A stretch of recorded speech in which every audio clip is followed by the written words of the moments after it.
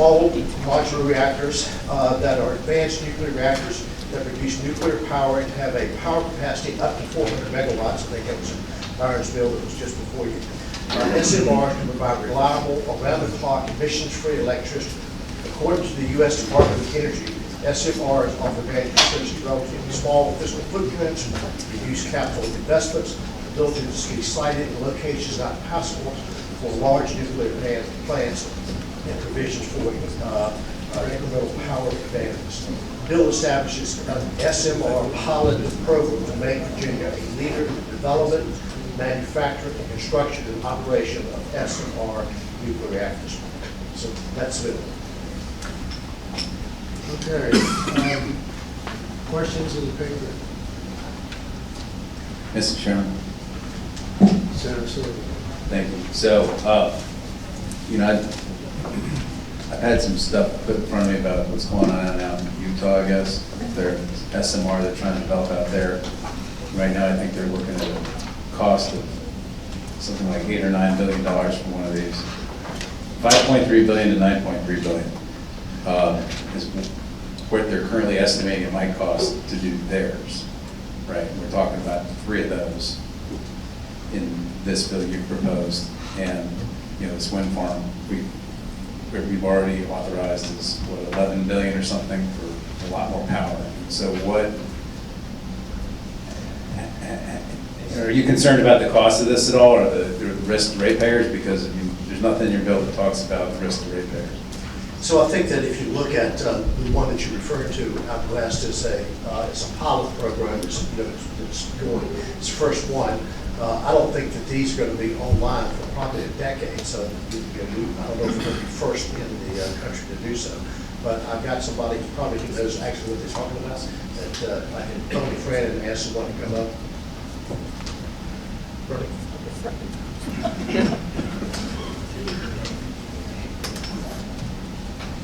Thank you. Senator Umberton, Chief McGuire was representing a couple of the issues in response with the bill is drawn so that a CPCN would still have to be applied to the commission. And the commission would still have its authority to determine if it was reasonable, improvement, and so cost considerations would be considered when the application is made.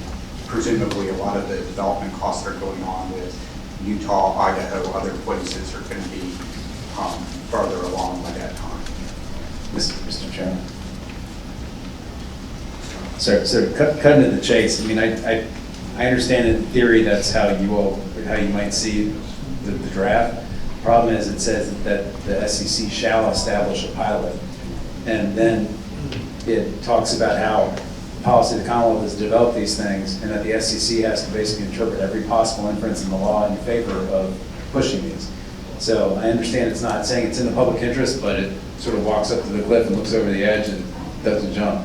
So, I mean, I don't feel quite as optimistic as you are that the SEC will feel like it's quite as unburdened the way this thing is written. So, and I had a subwritten which I shared with the patron and a couple different versions of it. And Mr. Chairman, I'd like to make a motion to move that sub at some point in time. And I can explain it, and it's been published, I can explain it at that time. Second. Well, go ahead. So I think you're going to have another sub also, or either an amendment. So if you want to put them both on the table at one time, I think Senator Lewis has one. They both have one. Why don't you present yours first, and then Senator Lewis, you present yours. Okay, you may explain mine, Mr. Chairman. Tom, I think, has published it online.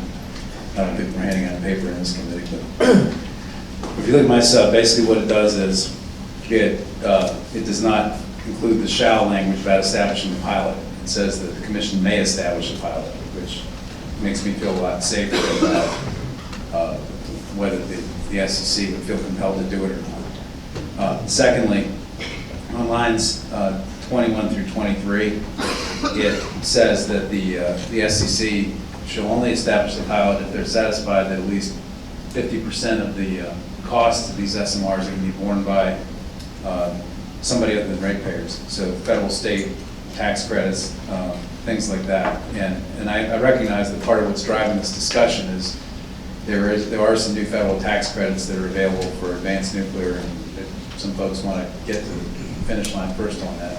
Big Washington Post story about that yesterday, actually. But anyways, this lines 21 through 24 specifically reference that ratepayers shouldn't be paying for 50%. We need to go after that other money for it. And then if you go to page 2 of the sub, lines 27 through 30, it specifically requires the SCC to evaluate the levelized cost of nuclear against other possible sources of energy like solar, wind, or any other options that are out there, so that the SCC doesn't feel like this policy statement that's in Delegate Marshall's bill sort of trumps whatever else it is they're supposed to look at. And so it basically tries to say we're not going to try and put our thumb on the scale as a legislature about which type of power they're to look at. They're to look at nuclear, put it next to everything else after taking account for all this federal money that's out there, and then make the decision instead of say, well, the legislature told us they got to do, we want to do SMR, we do SMR. And if you go to lines 31 through 45, this gets into other factors the SCC is to look at when they make the determination. Right now it has 3 sites, and then it asks, I originally had struck a lot of the language from 32 to 38, but I stuck it back in after Delegate Marshall pointed out to me that I cut out Danville and a couple other areas that he cared about. The way I'd originally written it was to focus on constructing a reactor in one of these federal energy areas. The federal law that just came down, Senator Manchin put in language about energy areas, which were basically coal communities. And Delegate Marshall pointed out to me that excluded brownfields and former coal plants. And so I put that back in here as sites that the SEC should consider, because it was a concern the way I'd written mine, and it might preference nuclear sites to exclude of the others. And then at the end of lines 40 through 45, it specifically directs the SEC to look at whether the costs of the program are reasonable and prudent relative to these, again, levelized sources. It also asks them to look at the economic, environmental benefits and externalities. And the reason that language is in there is because it's, I think, been a little unclear over the last, I don't know, 3, 4, 5, 6 years, whether the SEC is in fact looking at a complete picture of the cost of energy, including the benefits of climate change, the health effects, externalities like nuclear waste, et cetera, which it's not, unless we specifically spell it out, it's not clear to look at that. And then lines 44 through 45 makes clear that none of this is deemed to limit the SEC's discretion in any way whatsoever. And then the last paragraph, so paragraph D, which is lines 46 through 52, specifically says that ratepayers are not going to pay for any of this until and unless this thing's plugged in, turned on, plugged in, and generating electricity. And so there's not going to be any ratepayer risk for 10 years. And I would just note that, Mr. Chairman, that I think it was in 2017, we were asked to advance costs on about $800 million in nuclear projects that had not been turned online or no longer being developed. And I was hoping to avoid that type of scenario again by putting in subparagraph D. So that's what the last one was. That's basically my sub.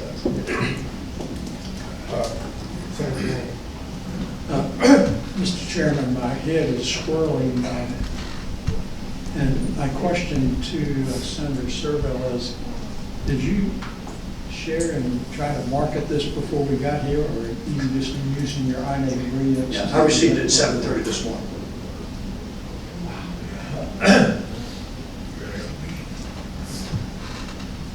Can we answer his question? You said something, you just did. Okay. All right, Senator Lewis. Thank you, Mr. Chairman. The attractiveness of mine is the elegance of its simplicity.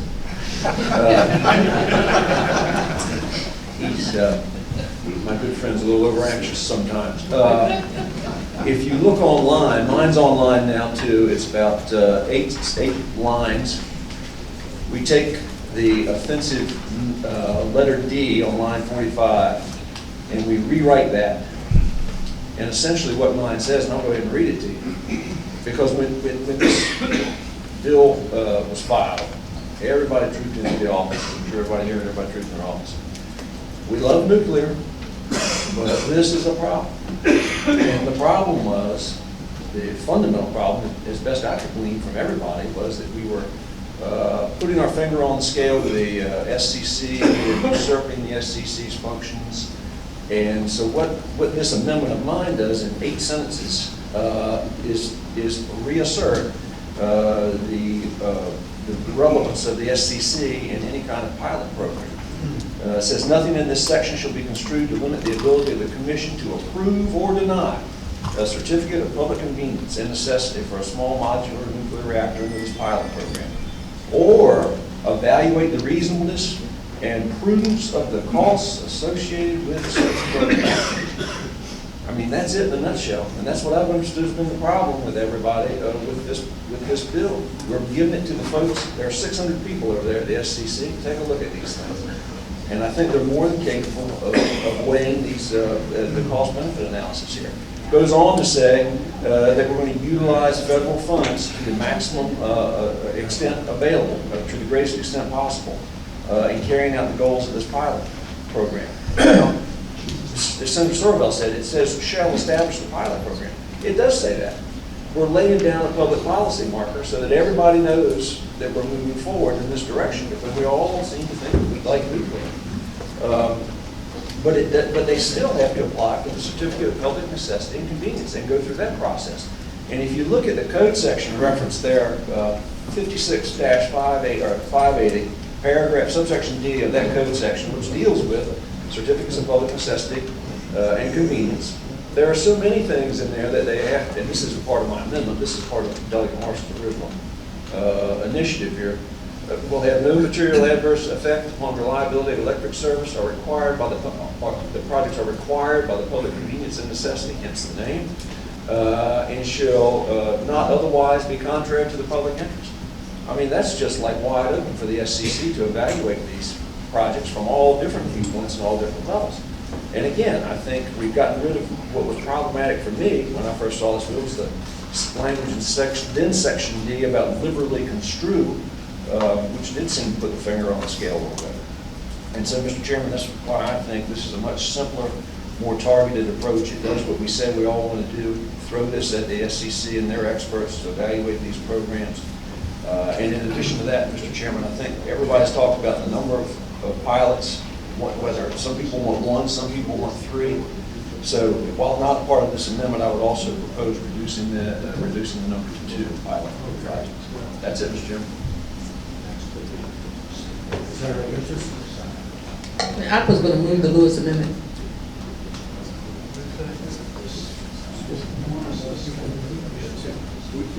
Chairman, could we hear public comment on, I know it's a little unusual to hear public comment on 2 different approaches here to the substitute, but I think that might provide some clarity. I've tried in the hallway and earlier today to try to see if there's any common ground here, and I'm very disappointed that this is the first day that the 2 sides have to Senator Norman's point, that the 2 sides have sat down and basically the first step here was just to basically get their disagreements on the table. That's the problem. What's that? I get that, but I would like to hear the comments for and against each of those amendments. All right. Those that want to speak first in favor of Senator Sorvell's amendment, go up here.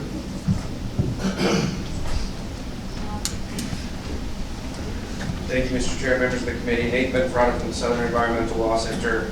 Appreciate everyone's work on this, including Senator Sorvell. We continue to have concerns not about SMRs and the fact that they can produce electricity, but about commercial viability. There is literally 1 commercial prototype in operation in the world. It's a floating barge in Russia in terms of a power plant production. The leading project, as members mentioned, is a project out in Utah. Construction has not yet begun. The estimated cost is almost doubled to $9.3 billion for 1 facility.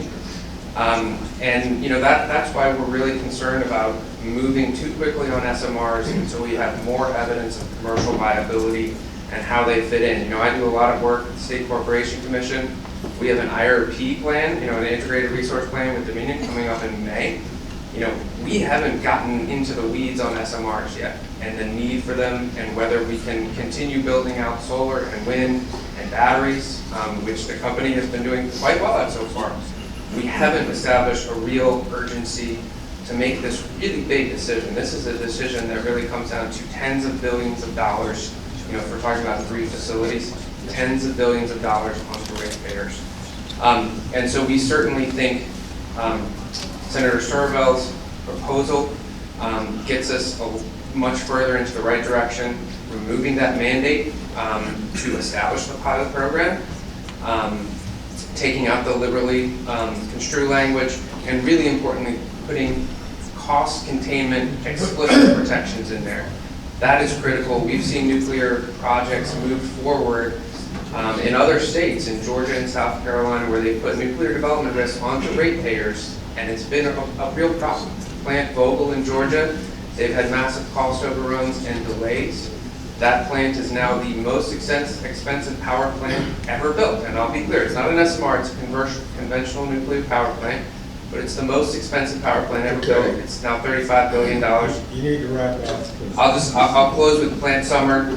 That plant will never produce electricity in South Carolina. Ratepayers are now paying for abandonment costs of $2.3 billion for a filled-in hole in the ground. That's what we really support Senator Sturvell's amendments, particularly those customer protections. Okay. Thank you.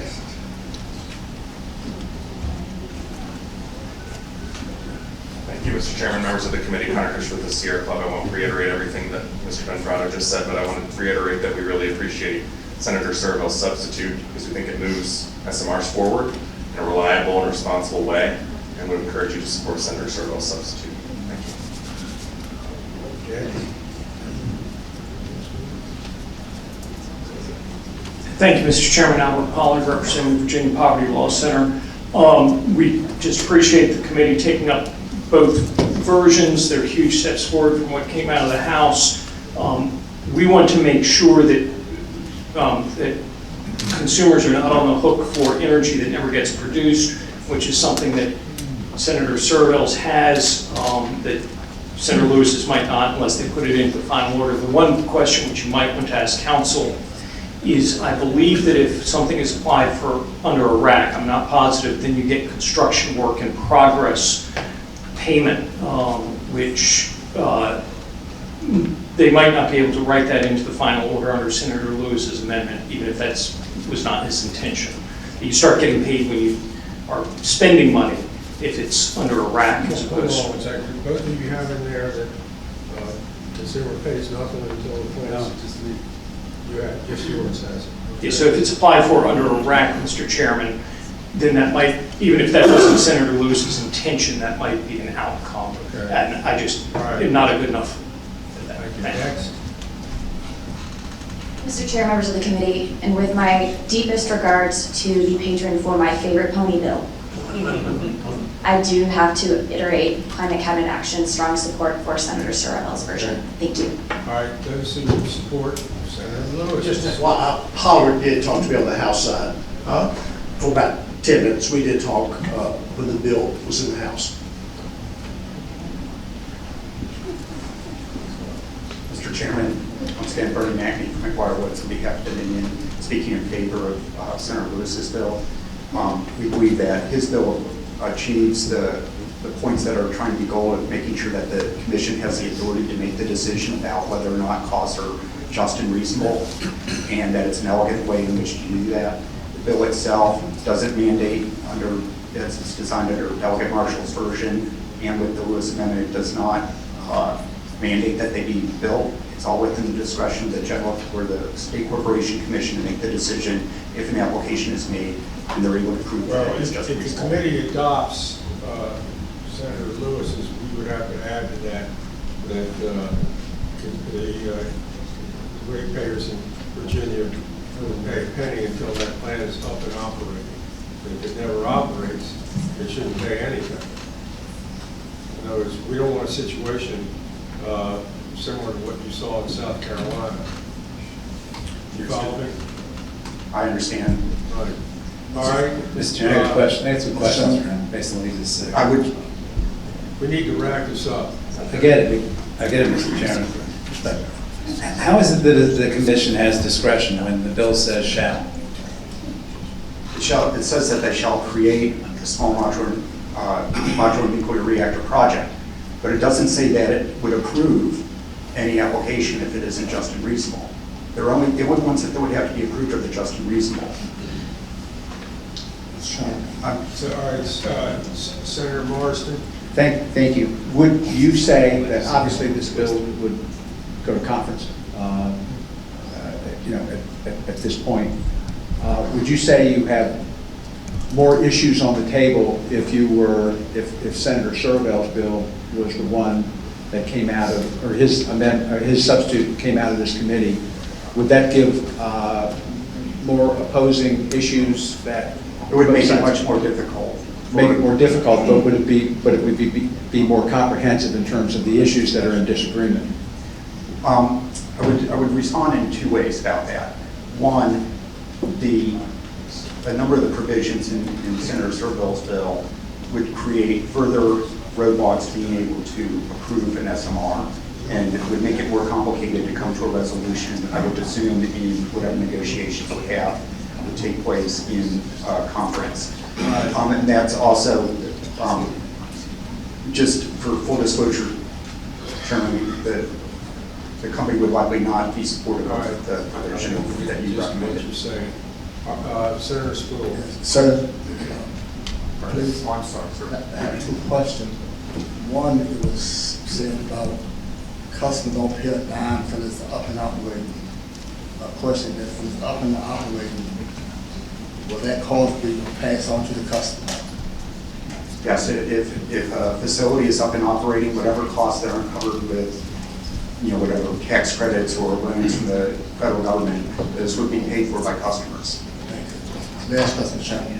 And once it's all up and operating, it's ready to go. I noticed we want to do something different.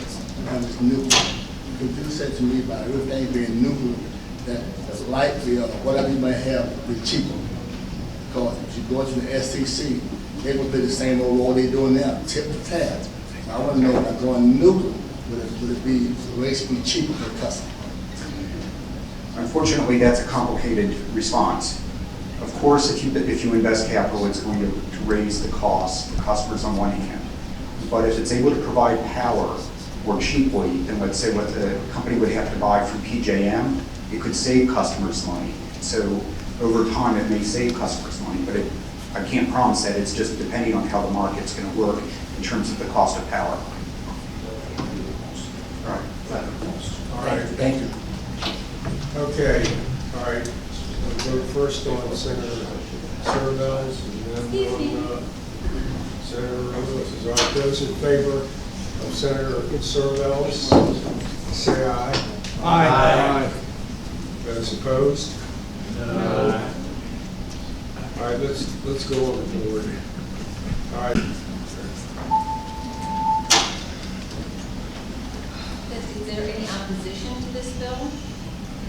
You said for one side or the other, but actually I have opposition. Okay. All right, so the bill that is before us As 1005. is now been modified by Senator Servell. All right. Okay. We're going to have about 2 minutes on each side, so just come up and say whether you're opposed to the bill or you're not opposed to the bill. All right, those supporting the bill as amended, that's 2333 as amended by Senator Servell, come up here.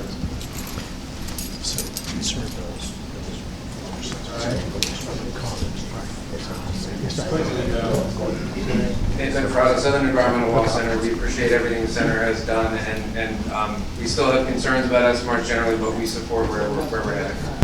All right, next. We support as amended. Next. Chris Langley, Good Conservation Voters. We All support right. it. Anybody opposed to what the bill is now? This is not opposition. Dominion supports the bill going to Congress. Okay. That's where it's at. All right, ma'am, you want to come up here? That's a good, thank you.